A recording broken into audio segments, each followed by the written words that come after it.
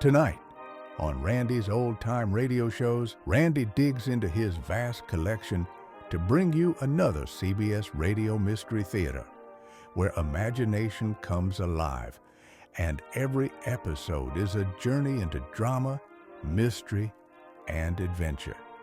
Turn down the lights and let the theater of the mind begin. The CBS Radio Mystery Theater presents...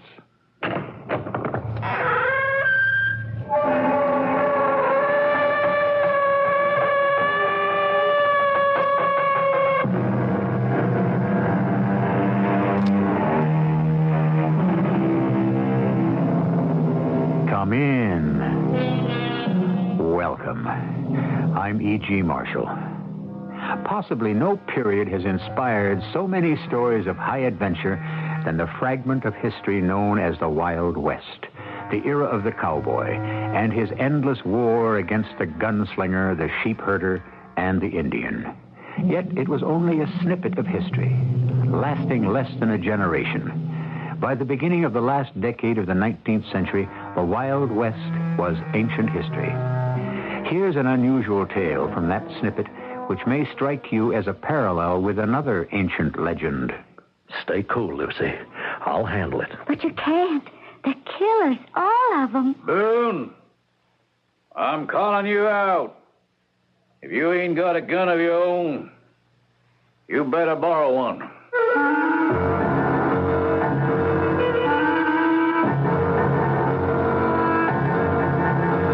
Our mystery drama, On the Side of the Angels, was written especially for the Mystery Theater by Ian Martin and stars Earl Hammond and Evie Juster. I'll be back shortly with Act One.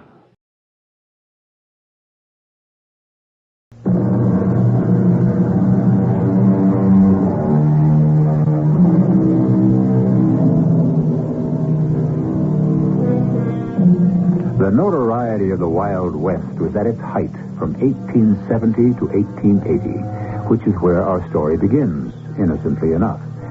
Somewhere in Wyoming Territory, a solitary wagon drawn by one sturdy workhorse heads down a mountain trail towards a distant and sparse settlement. Behind the wagon, a cow pony hooked to the tailgate follows along. This is a special rig, a welcome sight to all in this wilderness land. The bandwagon, a traveling general store on wheels.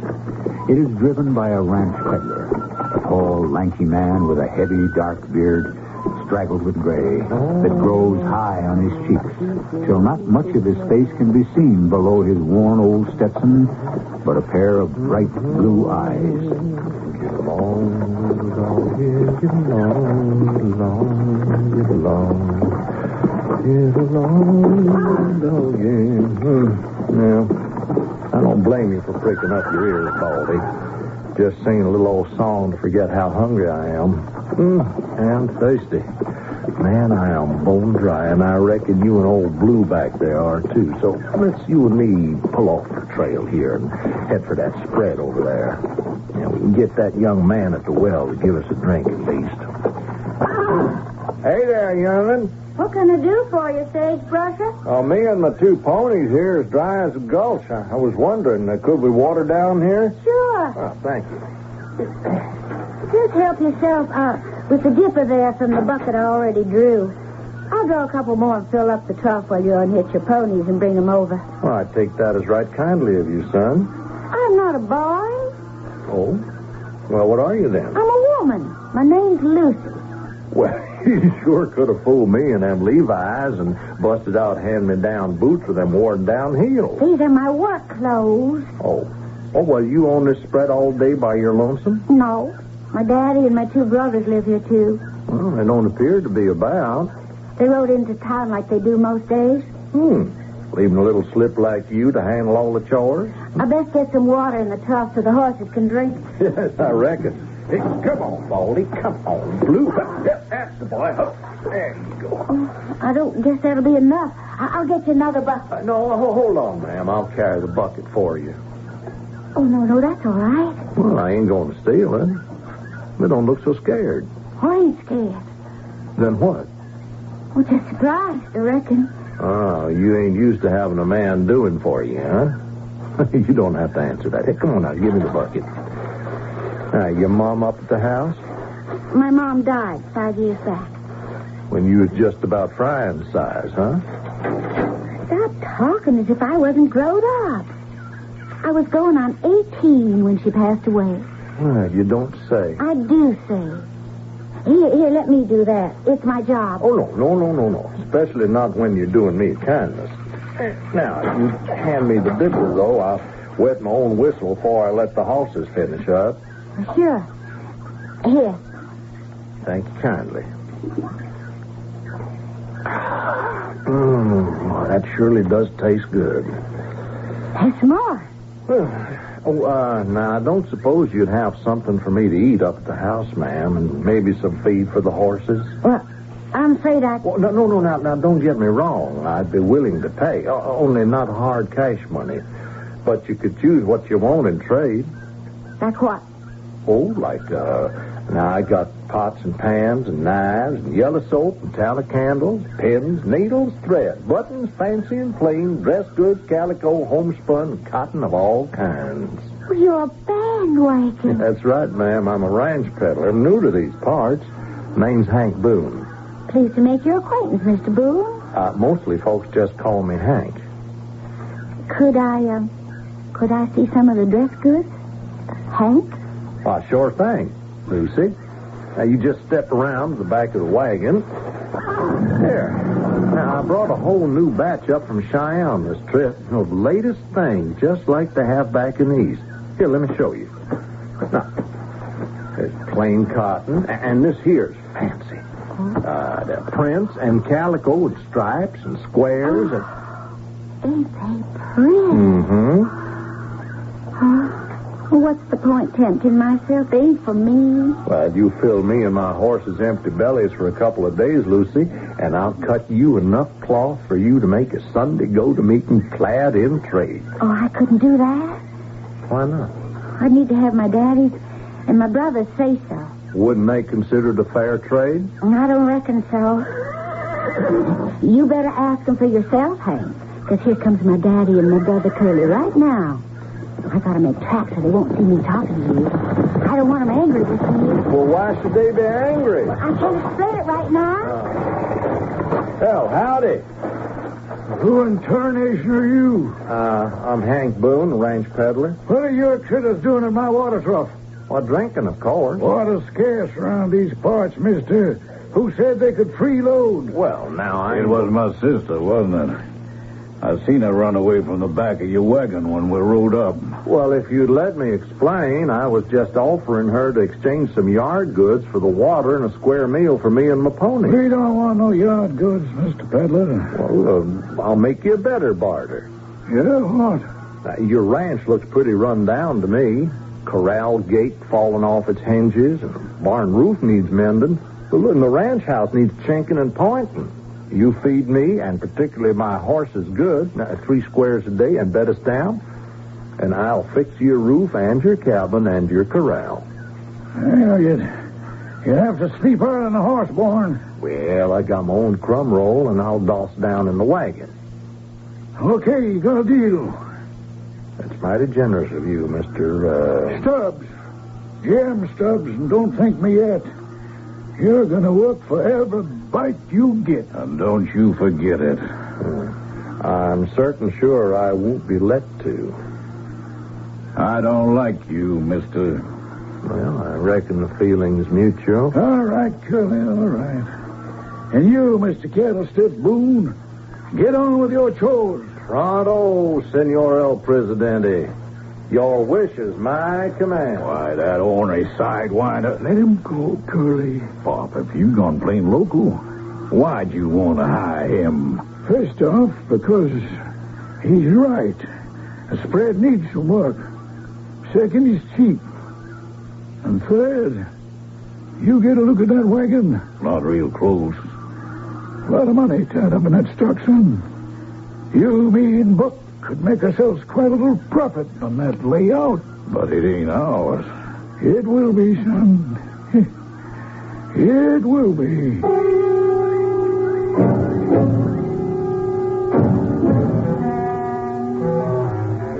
Mr. Mayor. Yes, Henny, my love. I wanted to talk to you about some of the invitations. It's a powerful long list. Well, with elections this close, we can't afford to disappoint anyone. Now, don't you think I know that? Already made plans to set up lanterns in the yard below the hay lift. This is going to be the biggest and best hoedown Frontsville ever had. I'll see to that. That's my little wife. I just hope I can get everything ready in time. You realize it's only 1 week from tomorrow night away? Pretty darn close. Powell. Yes, my love. Do I have to send an invite to Jim Stubbs and those 2 no-count sons of his? Now, Henny, Jim Stubbs and his boys are all fired up useful to me come vote roundup time. See, they're mighty good at persuading folks to fall in line. And I need every vote I can get this election. Oh, very well.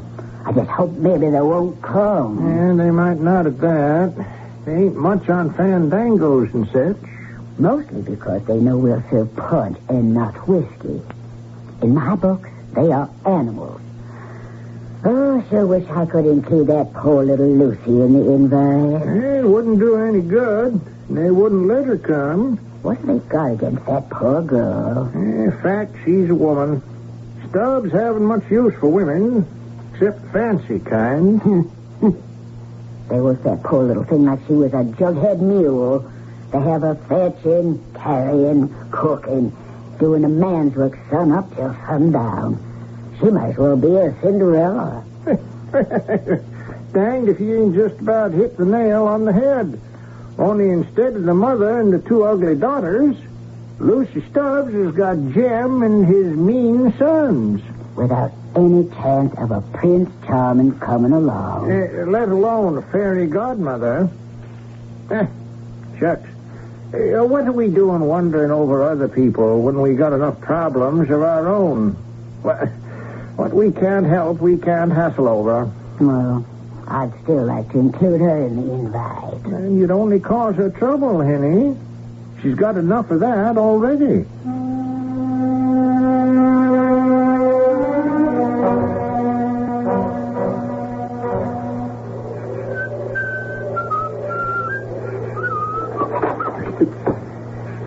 Who's that? Lucy. Now, what are you doing down here by the barn this time of night, Lucy? Well, I just finished my chores and washing the dishes. I came down here to get your dirty ones. You can have them, but they aren't dirty anymore. I washed them. You didn't have to do that. No, ma'am, I didn't. Only, well, that's not the real reason you come down here now, is it? Now listen, Hank, don't you get any ideas.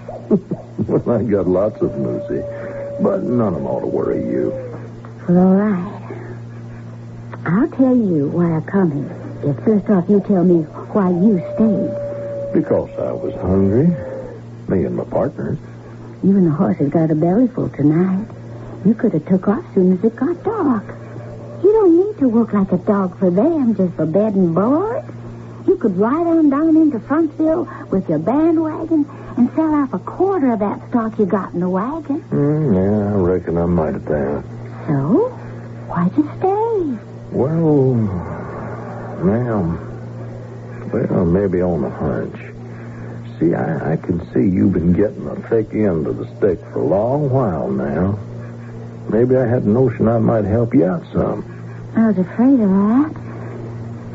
That's why I took a chance on coming down here tonight. To tell you to pick up your heels and get, Hank. Just as fast as you can. Well, why would I do that? Because if you don't, the only way you're going to be leaving this spread is feet first.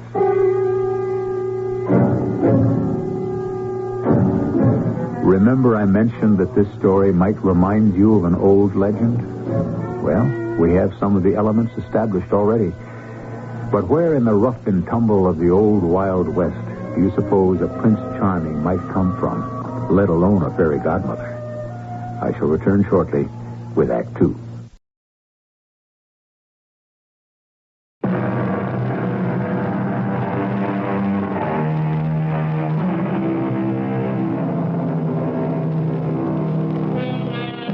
For quite a long while after the concerned girl had made her surprising statement, The tall, lanky ranch peddler regarded her solemnly, his piercing blue eyes never wavering. As he contemplated her, he reached into his shirt pocket to pull out a tobacco sack. His teeth against the grizzled beard were white and strong as he pulled the string with them to open the sack, his other hand creasing the cigarette paper deftly. Then he sprinkled some tobacco in it, licked the edge of the paper, and with the ease of long practice, rolled the cigarette. Now, who did you figure was going to fix it so I got laid out for the white linen, Lucy? Them. All three of them? My brother Buck's the worst of them all. He's quiet, but just plain ornery. I see. Do you mind if I light up? No. Yes. Why don't you listen to me? Yeah, but I am. Well, I'm just trying to understand how you can be so certain sure. I heard them. Most times they don't even know I'm around. But tonight was sort of different. As soon as Bucky come home, they sent me down to the well to get water. So? We didn't need no water. They know I fill up the barrel every night before supper. They was just trying to get rid of me. So, as soon as I got outside, I snuck back in the shadow of the lean-to by the kitchen window. And I could hear what they were saying. And what were they saying, Lucy? Well, Daddy was doing the talking. He was telling Buck he only took you on so you'd get the layout back in shape. And then they'd dry gulch you till your wagon and your stock. And just how were they going to send me up Salt River? Kill you? Or just shoot you? For no reason? Oh, they'd have a reason. What? They'd say they caught you messing around with me. And what would you say to that? I don't rightly know. A woman's word don't carry much weight in the prairie dog courts men run around here. Maybe so. Well, it looks like I'm forced to pull up stakes. Oh, yes, Hank. Please go. You don't have a chance with them. They tote iron all the time, and they use it. But you don't even wear a gun. That's right. I don't. I'm a man of peace. I'm just a peddler. And that's why you don't know about people like my brothers. Well, like I said, I ain't so worried about me. I got time. You don't. Here. You better take these and get on up to the ranch house before one of those brothers takes a notion to wake himself up and wonder just where his little sister is.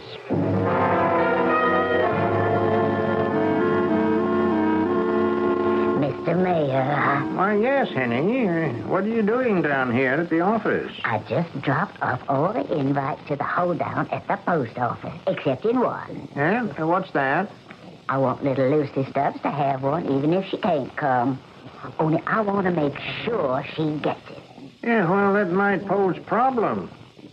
No, she never comes here to town to pick up any mail. That's right, Powell, honey. But ain't you planning to ride over to Grant's Junction on election business? I am. Well, then, you got to pass near enough by the Stubbs Ranch. I was thinking you could just stop off and make sure this gets into Lucy's hands herself.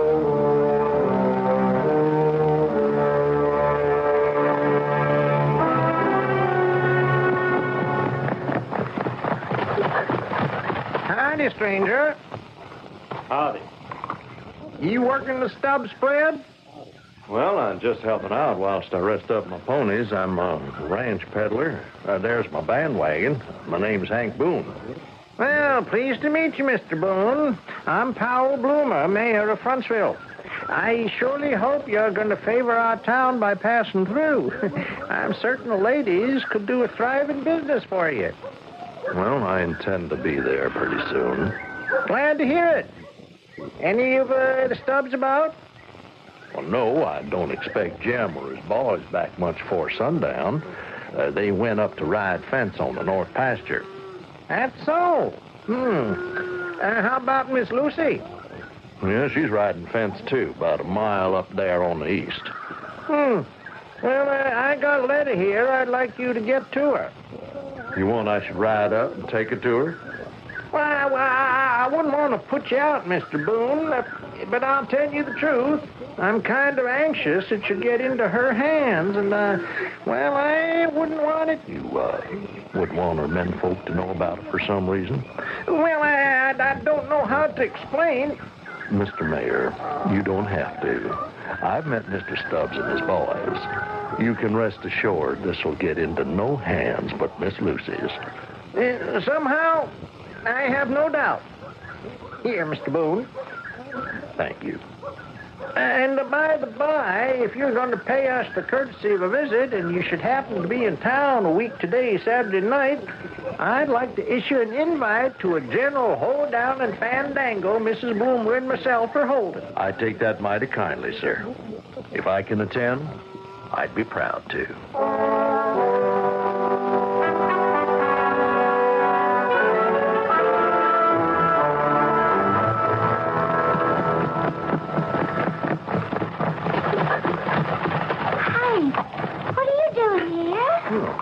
I guess I could ask you the same question. What are you doing here? Oh, a couple of calves busted out through this hole in the fence.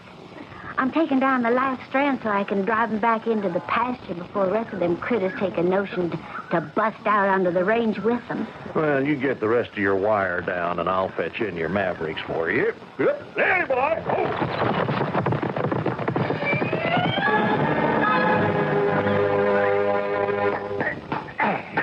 There we go. Top strand, snug home, and your whole fence is as good as new. I ought to thank you. But I wish you'd get on out of here. Well, now, if you're worried about your kinfolks, them Honore brothers of yours and your pop took off to ride the west fence all the ways north, clear to the end of the ranch. Well, they might take it to change their minds. I just don't want no trouble. What trouble could there be? Like I told you, I am a peaceful man. You also said you was a ranch peddler, and that ain't the whole truth either. Now, what does that mean? I watched the way you worked those strays when you rounded them up. You're no peddler. Well, I never said I've been a peddler all my life. I've been a lot of things. And there's something else. What's that, Lucy? You ain't scared a bit of my brothers and my daddy, and you ought to be. Now, just who are you, Mr. Boone? Come on, Lucy. Let's mount up and get to riding some fence whilst I tell you the story of my life.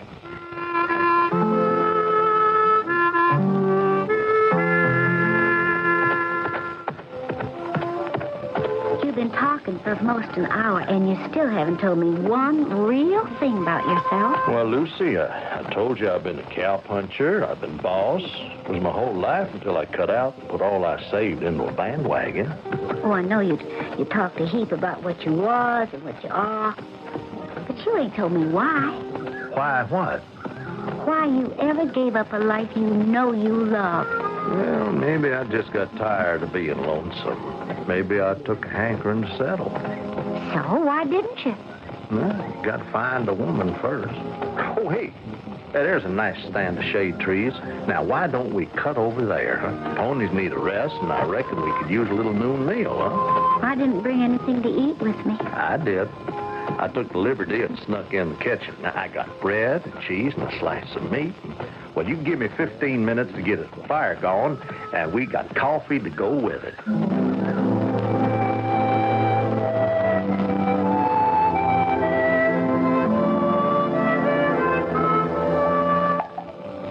More coffee, Lucy? Oh, no.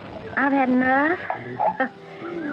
First food I've eaten as long as I can remember. I didn't have nothing to do with preparing. Well, that was the object. Oh, what do you mean? We'll give you a little rest for a change. Having somebody do for you instead of you doing for them all the time. How do you stand it, Lucy? Why don't you cut and run? No cash money, for one thing. What would I do? Oh, I reckon there's only one thing a woman alone can do for a living out here in the frontier.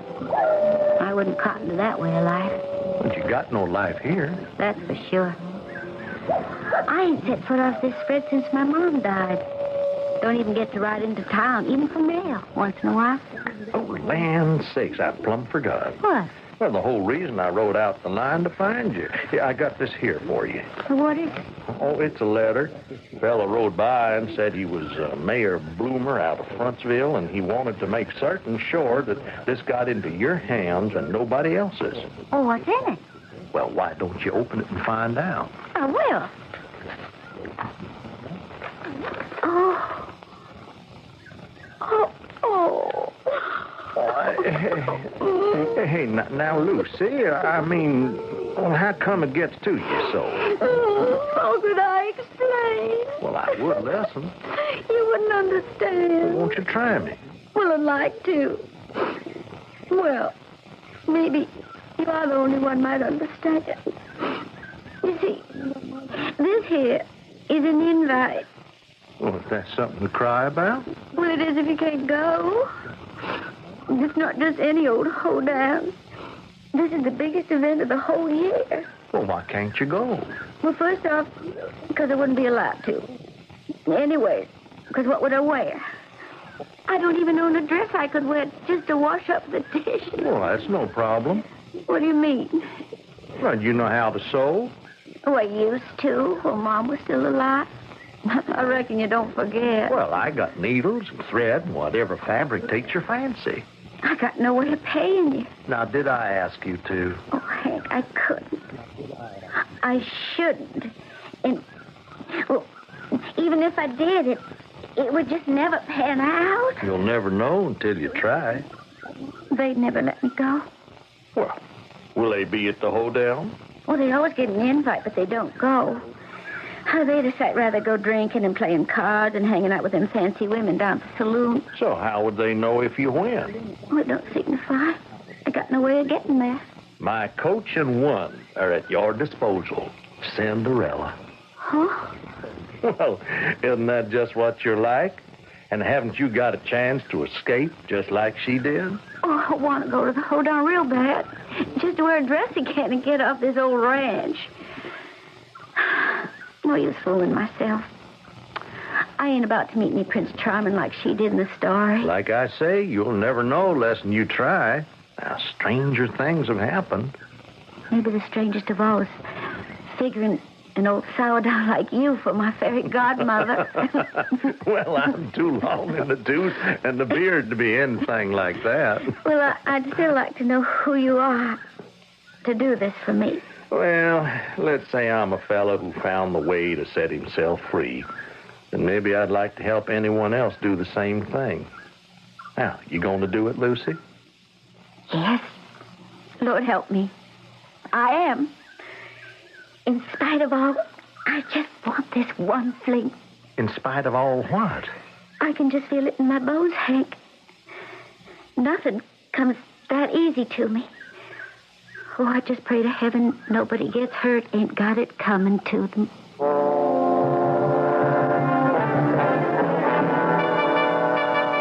The story unwinds like a coiled lariat. All the parallels are there, and all the characters, except one, Prince Charming. Where can he possibly come from? Well, as Lucy said, who could imagine that a grizzled old sourdough could play the role of the fairy godmother? If that could happen, perhaps anything is possible. I'll be back shortly with Act 3.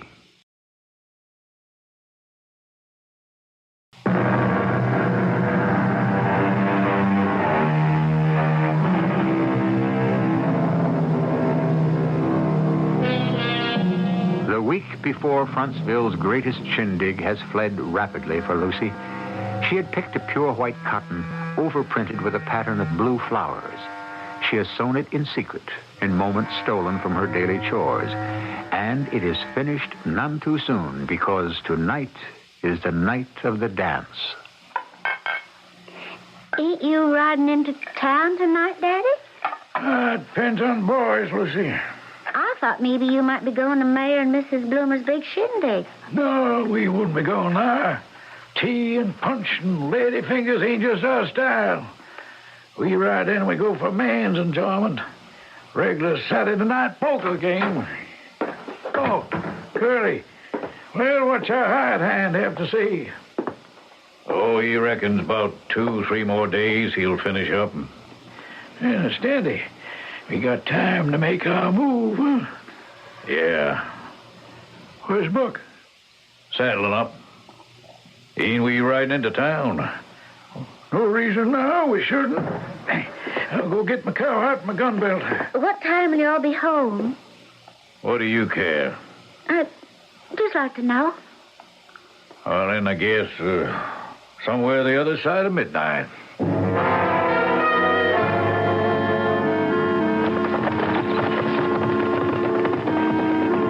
So they're finally gone. Yes. Oh, I thought they would never leave. So did I. Yeah, but they did. And it's getting sort of late. Now, ain't it time for you to get all dressed up for the ball, huh? I ain't going. Well, how come? It's too dangerous. I know it's going to mean trouble.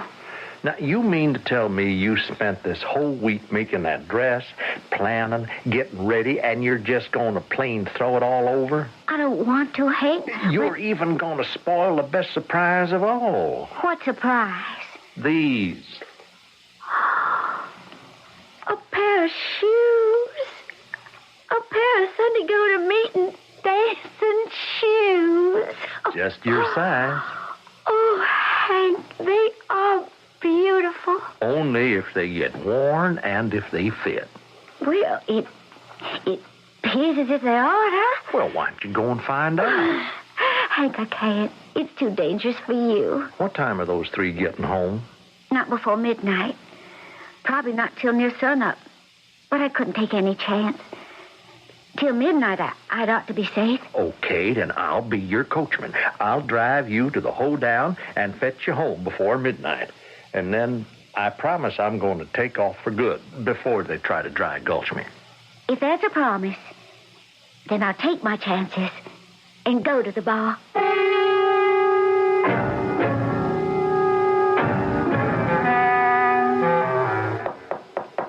Miss Lucy, are you ready? You can come on in, Hank. Oh, my. You like? Oh, you are about the prettiest sight I ever did see. What did you do with your hair? I washed it and brushed it and put it up with hairpins you loaned me. Well, if you ain't a princess, I don't know what is. But only one thing is missing. What? This here, to put in your hair. Oh, Hank. A comb with real brilliance. Oh, where'd you ever find it? Well, I didn't. It was my mother's. Will you wear it tonight? You sure you want me to? Oh, yes. Then I'd be proud to. Now, Like that? that's just the way it should be. Now, come on. You don't want to be late for the party.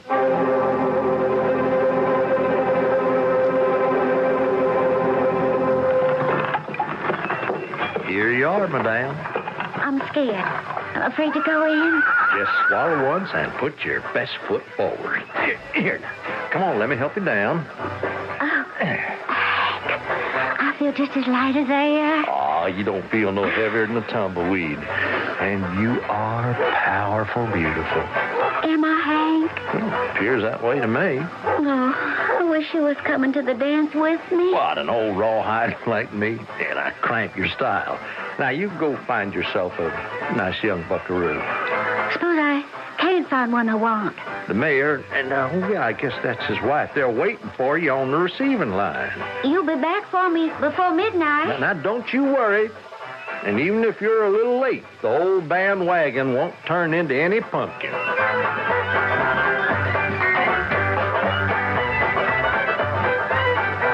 Right nice to see you, Mrs. Breed. Good evening, Mrs. Breed. I hope you're going to allow me the honor of a dance later. Good evening. I don't believe I know you. I have my invite. Lucy Stubbs? But I'd have never recognized you in a million years. Why, child, you're lovely. Oh, thank you kindly for saying so. Why, it came It is. It's Lucy Stubbs. Hiding all that beauty these last few years under a sweat-stained hat and some old worn Levi's. What? Could you believe it? Lucy, your family here? No, sir. Oh. Well, how'd you come? A friend brought me in his wagon. Oh, that ranch peddler who's staying out your way? Yes. Well, why didn't he join us? He didn't have an invite. I reckon he's some shy about most folks. But he's like to be the best person in the whole world. I wish he was here. I wouldn't feel so alone. Well, you ain't going to be alone for long, child. You know, once I take you into the dance, you're going to have to fight them off.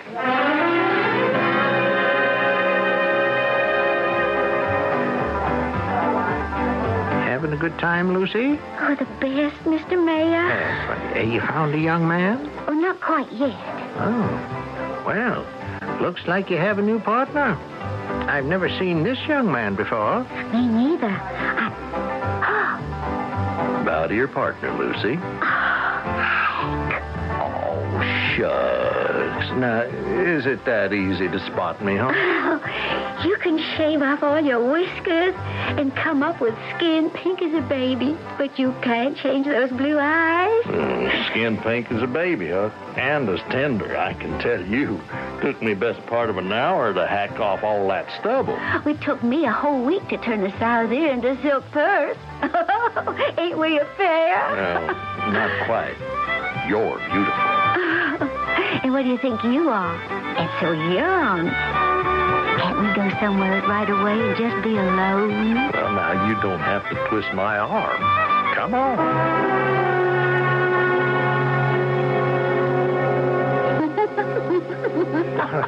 What are you laughing at, Lucy? Us. You, I reckon. Well, what's so funny? That my fairy godmother went and turned into my Prince Charming. It ain't quite the way the story went. Now, this is our story, and we make our own happy ending. Oh, Hank, I can't believe it's happening. You, me. Now, why'd you wait so long to tell me? A week? Well, why didn't you say something sooner? Well, I had to give you a chance to know. The way you were situated. Any way you could fly the prison you were locked in might have looked good. Well, I couldn't let you take a route you'd cry over later. So you helped me make a dress, found out myself as a woman, and spread my wings. Princess, you were made for flying. Only right back into your arms. Oh, Hank. Oh, Lucy. So, it's just like the story. A happy ending. No, it ain't that easy, Hank. What about my family? Well, we just walk away from them or ride.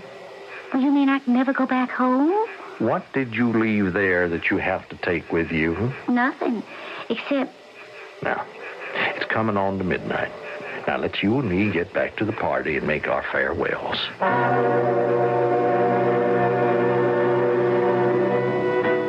Mr. Mayor. What is it, Henning? Look who just came in. It's the Stubbs boys. Yeah, so it is.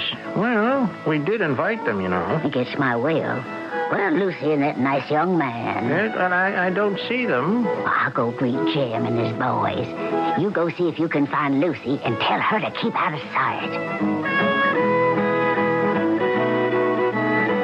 Why, good evening, Mr. Stubbs.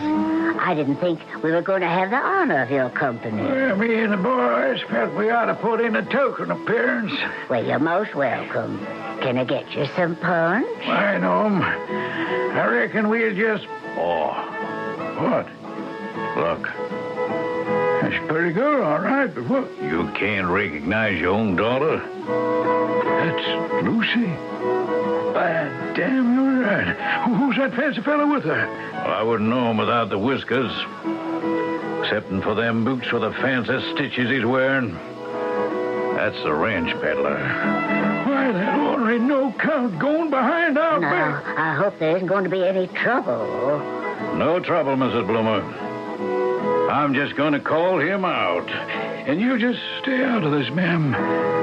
This here is men's business.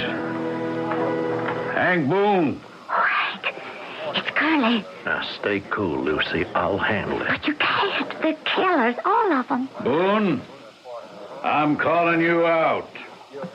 If you ain't got a gun of your own, you better borrow one. You don't want to call me out, Curly. I'm warning you. Don't you try to weasel. You're going to have a gun on your hip. I'll do better. You let me fetch my belt, and I'll have one on both.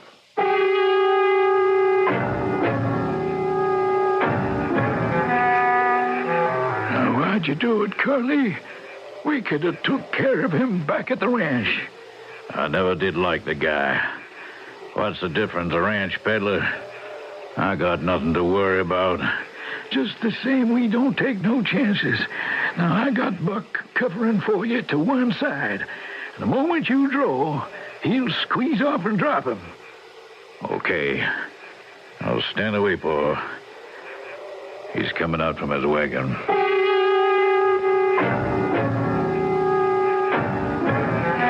Please don't go up against him, Hank.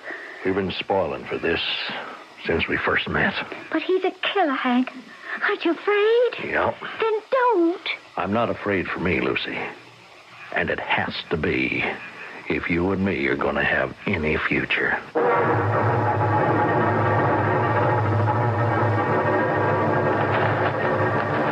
You ready, peddler? I'm ready. Then draw down. Don't shoot. I ought to, Jim Stubbs. Your boys tried to sidewind me, and I had to kill them both. This ain't any prettier for me than it is for you. Can't you smile again, Hank? Well, give me time, Lucy. At the moment, I'm too ashamed of myself. What do you have to be ashamed of? Well, I grew up a cowhand. I was always quick with a gun. And I was only 20 when Pecos John come to our town. Now, he picked a quarrel. I didn't. It was just my gun was faster. And then from then on, I was a marked man. What do you mean? Well, every vaquero figured he could slip a gun out of the holster faster than I could, wanted to go up against me. And I was marked for a killer. I didn't want it. Knowing as I did, sooner or later someone would draw faster than me, so I took my savings and bought me a bandwagon and just hoped for some peace. Well, ain't you got that now? Yes, Lucy. I am daring to hope I have. But that ain't the best part. What is?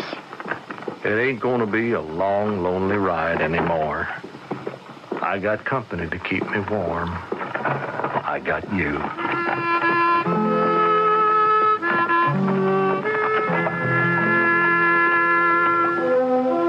And in the old days, the wagon would have traveled off into the sunset while music played and 2 words would have been printed over the scene.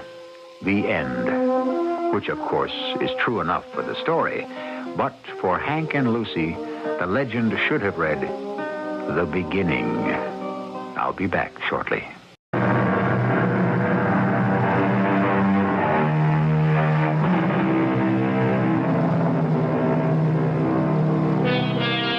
The kind of raw justice that was meted out in the days of the Wild West is, of course, indefensible.